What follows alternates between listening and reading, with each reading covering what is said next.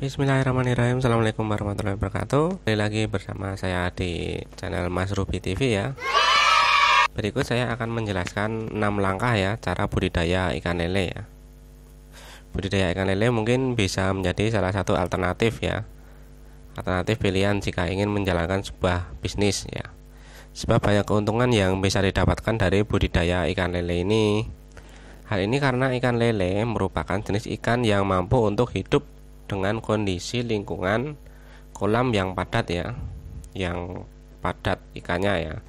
Selain itu, pakan yang diberikan kepada ikan lebih bisa berdampak cepat pada kondisi tubuh lele ya, sehingga cepat besar ya. Oke, kita langsung lanjut ke videonya. Langkah yang pertama adalah kita harus persiapan kolam ikan ya. Beberapa jenis kolam yang biasanya digunakan dalam budidaya ikan lele seperti jenis kolam tanah, kolam semen, kolam terpal, kolam jaring apung ataupun keramba ya. Yang kedua, setelah kita mempersiapkan kolam, yang kedua kita memilih benih ikan lelenya ya. Untuk benih ikan lele ini ciri-cirinya adalah benih ikan lele yang sehat, ciri-cirinya seperti ini ya. Gerakannya lincah, tidak ada cacat ataupun luka di tubuh ya, bebas dari bibit penyakit ya, enggak penyakitan ya, gerakan renang normal ya. Nah, itu adalah ciri-ciri ikan lele yang sehat ya. Untuk yang ketiga yaitu pemberian pakan ya. Umumnya kandungan nutrisi yang dibutuhkan ikan lele yaitu protein 30%, lemak 4-16%, karbohidrat 15-20% ya, vitamin dan mineral. Anda juga bisa memberikan pakan selain pelet ya, yang berfungsi sebagai pakan tambahan ya. Anda bisa membeli ikan yang tidak layak konsumsi dari pelelangan ikan, itu contohnya ya. Jika sulit mendapatkan, bisa membuat pakan tambahan dari belatung ya. Belatung atau biasanya kalau orang sini pakainya manggut ya, manggut atau untuk daun-daunan bisa pakai daun singkong ataupun rumput azolla ya. Oke, itu ya, itu untuk pakan ikannya ya. Untuk langkah yang keempat yang perlu diperhatikan yaitu kualitas air kolamnya ya. Air kolamnya selalu pastikan jika kualitas air terjaga ya, dan terhindar dari tumbuhan sisa pakan yang tidak habis di dasar kolam ya. Sebab timbunan pakan yang tidak habis tersebut bisa menimbulkan gas amoniak ya, atau hidrogen sulfida. Jika sudah timbul gas tersebut, maka umumnya akan timbul bau busuk ya.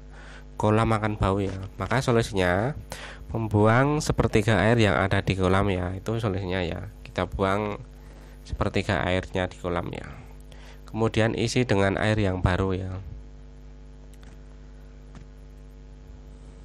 Jika setelah pemberian pakan ternyata banyak sisa, maka pergantian air harus lebih sering dilakukan ya. Itu langkah yang keempat ya. Langkah yang kelima yaitu lakukan penanganan hama dan penyakit ya. Hama pada ikan lele ada beberapa jenis ya. Yang pertama yaitu hama predator ya, seperti apa ya, ular mungkin, musang atau burung ya. Sedangkan hama lainnya merupakan hama pesaing seperti ikan mujair dan ikan-ikan yang lainnya ya. Cara untuk mencegah hamanya yaitu dengan memasang saringan di jalan masuk dan keluar air, serta memasang pagar yang mengelilingi kolam ya, atau biasanya dipasangin paranet ya. Nah, untuk penyakit biasanya hinggap pada ikan lele yaitu protozoa ya, bakteri dan virus. Jenis penyakit karena mikroorganisme tersebut berpotensi menyebabkan kematian ya.